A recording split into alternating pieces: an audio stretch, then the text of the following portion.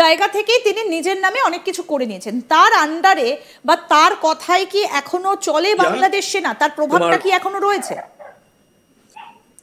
হ্যাঁ, জেনারেল ভুইয়া যাদেরকে সুযোগ সুবিধা সামরিক বাহিনীতে দিয়েছিলেন যে জুনিয়র অফিসাররা, তারা তো এখনো সার্ভিং। তারা কেউ জেনারেল, মেজর জেনারেল, কেউ লেফটেন্যান্ট জেনারেল বা কেউ ইয়েতে আছেন। তো সেনাবাহিনীর এরকম আমি নাম বলছি না, কারণ আমাদের সেনাবাহিনী একটি সেন্সিটিভ বাহিনী, সেখানে অনৈক্য তৈরি হোক এটা আমি চাই না। কিন্তু সেনাবাহিনীর একটি গ্রুপকে এখন যিনি নেতৃত্ব দিচ্ছেন, যিনি এই মতাদর্শের, যারা এখন রাষ্ট্র ব্যবস্থা পরিচালনা করছেন সেই মতাদর্শের একটি একজন লেফটেন্যান্ট জেনারেল আছেন, যে এই জেনারেল ইকবাল করিম ভুইয়ার অনুসারী। এই ইকবাল করিম ভুইয়ার অনুসারী হিসাবে সে মূলত সেনাবাহিনী থেকে একটি বিপ্লব করার চেষ্টা করছে, যে বিপ্লবের মাধ্যমে সেনা প্রধানকে সরিয়ে এখন যিনি সার্ভিং সেনা প্রধান আছেন জেনারেল ওয়াকারুজ্জামান, তাকে এবং যিনি প্রধান উপদেষ্টা আছেন এবং এই উপদেষ্টা পরিষদকে উৎখাত করে উনি চাইছেন এই জেনারেল ইকবাল করিম ভুইয়াকে প্রধান করে একটি সরকার গঠন করতে, যে সরকারটি হবে এই যারা জঙ্গিপনা করছে, যারা আজকে রাষ্ট্র পরিচালনার নামে সন্ত্রাস করছে, মব করছে, তাদের একটি সরকার। এটি হচ্ছে প্ল্যানিং। আমি এখন যেটি বললাম যে জেনারেল ইকবাল করিম ভুইয়ার অনুসারী একজন লেফটেন্যান্ট জেনারেল, যিনি এই মুহূর্তে বাংলাদেশ সামরিক বাহিনীতে তার অনুসারীদের নিয়ে চেষ্টা করছে এই ইউনূস সরকারকে উৎখাতের পাশাপাশি এখনকার সেনাপ্রধানকে উৎখাত। প্ল্যানটা কি মোহাম্মদ ইউনূসকে সরানোর? তার প্ল্যানটা কি? তাহলে এরপরে তিনি কি করবেন? প্ল্যান একটাই, যে বাংলাদেশ, দেখো 5 আগস্টের যে সফলতা তারা বলছে আন্দোলন সংগ্রামের, এটি মূলত সম্ভব হয়েছে বাংলাদেশ সেনাবাহিনীর কারণে। বাংলাদেশ সেনাবাহিনী মাঠে থাকার পরেও তারা নির্লিপ্ত থাকায় এবং তারা কোন রকম অ্যাকশনে না যাওয়ায় কিন্তু ছাত্র জনতার নাম করে এই সরকারটা উৎখাত করা হয়েছে। তো এখন বেসিক্যালি বাংলাদেশে যেটি চলছে, একটি জিনিস খেয়াল করো, যে বাংলাদেশের প্রত্যেকটা জেলায় না উপজেলা পর্যায় পর্যন্ত প্রায় 500টি জায়গাতে এই মুহূর্তে সেনাবাহিনীর ক্যাম্প আছে। তাহলে বাংলাদেশের আইন শৃঙ্খলা পরিস্থিতি তারপরেও ঠিক হচ্ছে না কেন? সেনাবাহিনীর অ্যাকশন নেই। বাংলাদেশে যা হচ্ছে তার বিরুদ্ধে তাদের কোনো অবস্থান নেই। তারা দেশটাকে দখল করে বিভিন্ন জায়গায় ছড়িয়ে ছিটিয়ে আছে।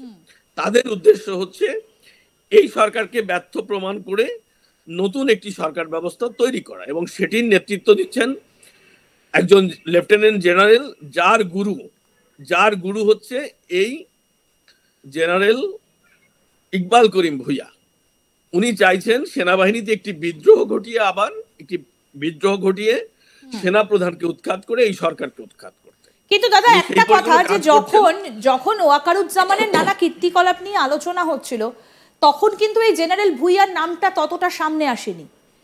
এটা কি এই মুহূর্তে সামনে এলো যখন এই বাংলাদেশের বর্তমান যিনি সেনাপ্রধান ওয়াকারুজ্জামান, তিনি কিছুটা ব্যাকফুটে?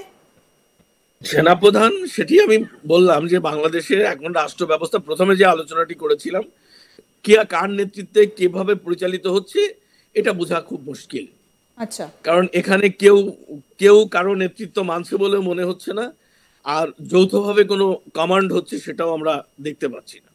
এই পরিস্থিতিতে দাঁড়িয়ে জেনারেল ওয়াকারুজ্জামান তিনি কিছুটা হলেও পাবলিক ফাংশন করছেন না তার সেনাবাহিনীকে দিয়ে, এবং এই সুযোগটা কাজে লাগিয়ে দেশে যা হচ্ছে সেই ব্যর্থতাটাকে কাজে লাগিয়ে, জেনারেল ওয়াকারের ব্যর্থতাকে কাজে লাগিয়েই সেনাবাহিনীর এই গ্রুপটি চাইছে জেনারেল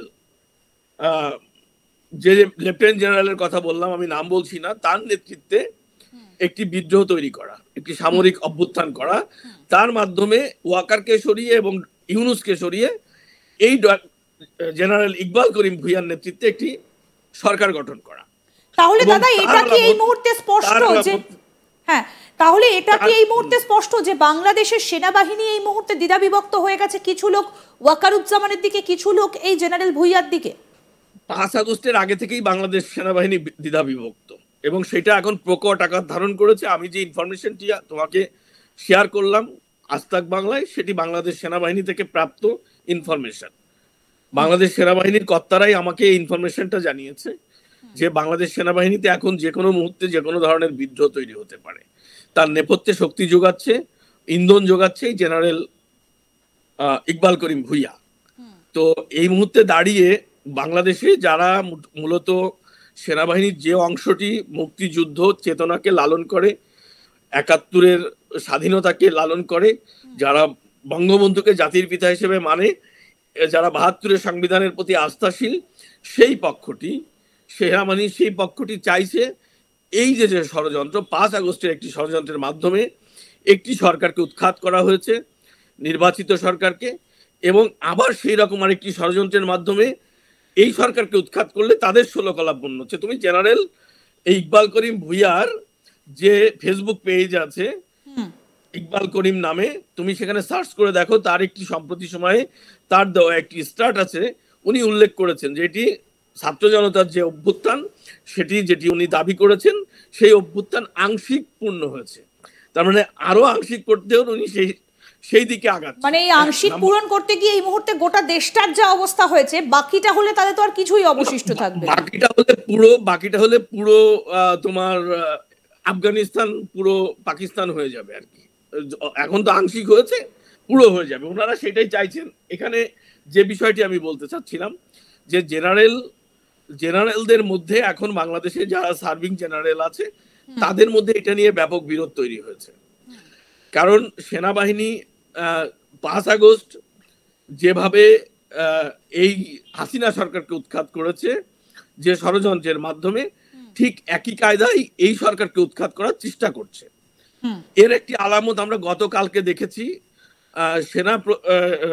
আমাদের কি বলে বাংলাদেশের যিনি প্রধান উপদেষ্টা ডক্টর মোহাম্মদ ইউনূস গতকালকে বলেছেন যে যুদ্ধ প্রস্তুতি রাখার জন্য, সামরিক বাহিনীকে যুদ্ধ প্রস্তুতি রাখার জন্য।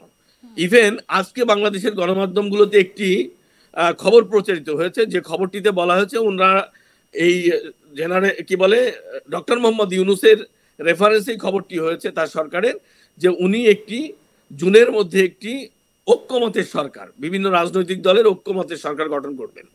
তার মানে সেনাবাহিনীতে এই প্ল্যানটি উনিও জেনে গেছেন, ফাঁস হয়ে গেছে, যে কারণে উনি নিজেকে টিকিয়ে রাখতে এখন রাজনৈতিক ঐক্যের দিকে যাচ্ছে।